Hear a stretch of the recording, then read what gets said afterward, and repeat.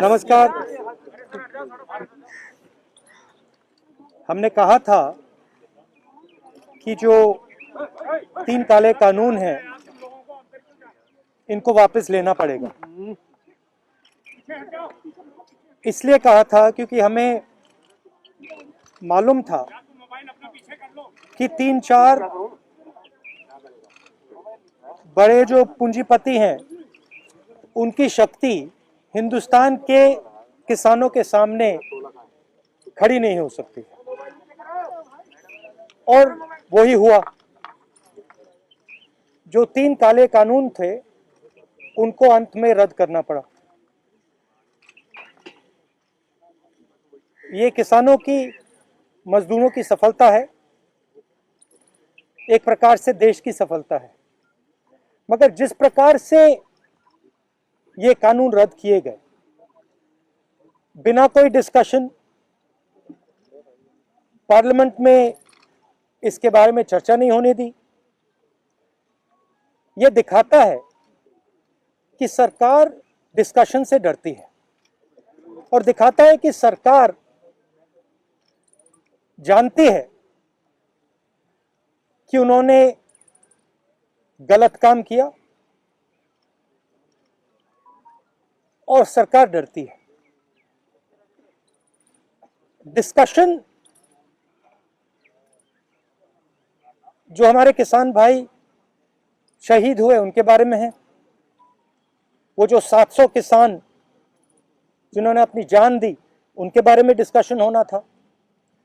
Discussion ये भी होना था कि ये जो किसानों के खिलाफ कानून बनाए गए, इसके पीछे किसकी शक्ति थी, कौन सी शक्ति थी, ये क्यों किए जा रहे थे, क्यों बनाए गए। डिस्कशन एमएसपी पे भी होना था, और जो किसानों की समस्या है उस पे होना था। लखीमपुर खेरी और इनके जो होम मिनिस्टर हैं उन पर डिस्कशन होना था, वो तो सरकार ने होने नहीं दिया। मगर सरकार के दिमाग में थोड़ा सा कंफ्यूजन है। वो सोचती है कि जो गरीब लोग हैं, किसान लोग हैं, मजदूर लोग हैं, उनमें कोई शक्ति नहीं है, उनको दबाया जा सकता है।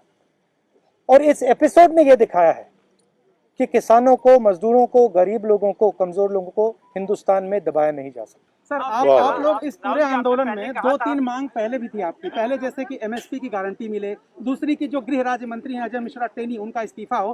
क्या इस कानून को वापस लेने से अब आपकी ये मांग खत्म हो गई है? ये इस पर अभी आपका प्रदर्शन धरना है? मांग ये तो देखिए,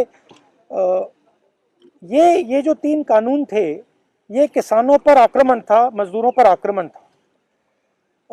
मगर किसानों और मजदूरों की जो डिफिकल्टीज है, मुश्किलें हैं, वो एमएसपी, कर्जा माफी, वो लंबी लाइन है, लंबी लिस्ट है, और वो अभी तक मतलब उनकी मांगे हैं, और उनका हम समर्थन करते हैं। सर, बीजेपी का ये कहना है सर कि जब प्रधानमंत्री ने राष्ट्र के नाम संबोधन में माफी मांग ली, और अब जब तीनों कृषि कानून वापस हो गए लोकसभा और राज्यसभा में, तो डिस्कशन की जरूरत क्या है? तो फिर सांसद की क्या जरूरत है? उसको बंद कर देते हैं, बंद ही कर दो। फिर प्राइम मिनिस्टर को जो कहना है कह दें, जो कानून बनाने बना दें, तो इसका क्या मतलब है? राहुल जी, बंद ही कर लो। राहुल जी, आपने मौत हुई है, वो 700 आदमी के लिए आप लोग कुछ आगे कुछ कदम चलाएंगे? सेंट्रल गवर्नमेंट से, बीजेपी गवर्नमेंट से चला रहा है, उनके से कोई उनका राहत मिले? नहीं, आपने कहा कि प्रधानमंत्री ने माफी मांगी, इसका मतलब प्रधानमंत्री ने ये एक्सेप्ट किया कि उनकी गलती के कारण से 700 लोग मारे गए हैं, उनकी गलती के कारण से ये जो पूरा आंदोलन हुआ है। तो फिर अगर उन्होंने गलती एक्सेप्ट कर ली है तो फिर कॉम्पनसेशन देना तो पड़ेगा। राहुल जी, आपने पहले कहा था कि तीनों कृषि कानून वापस लेने होंगे, सरकार ने अंतोगत्वा ये बिल वापस ले लिया। अब सवाल यह है, देखिए जिस प्रकार से लिया है इन्होंने, सबसे पहले इसमें किसानों का अपमान किया है। उन्होंने कहा है कि थोड़े से संगठन, थोड़े से किसान के संगठन, सेक्शन, एक सेक्शन, एक सेकंड में पढ़ लेता हूँ।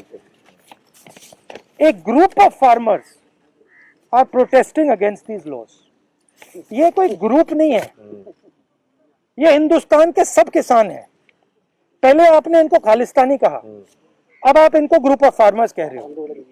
ये ग्रुप ऑफ फार्मर्स नहीं है, ये हिंदुस्तान के सारे किसान हैं और ये समझते हैं कौन सी शक्तियां इन पर आक्रमण कर रही है।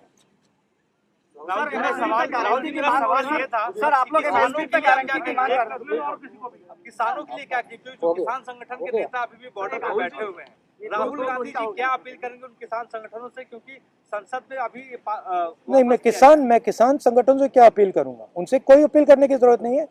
मैं ये कह रहा हूं कि जिम्मेदार कौन है? जिम्मेदार किसान संगठन है क्या? उनने क्या गलती की है?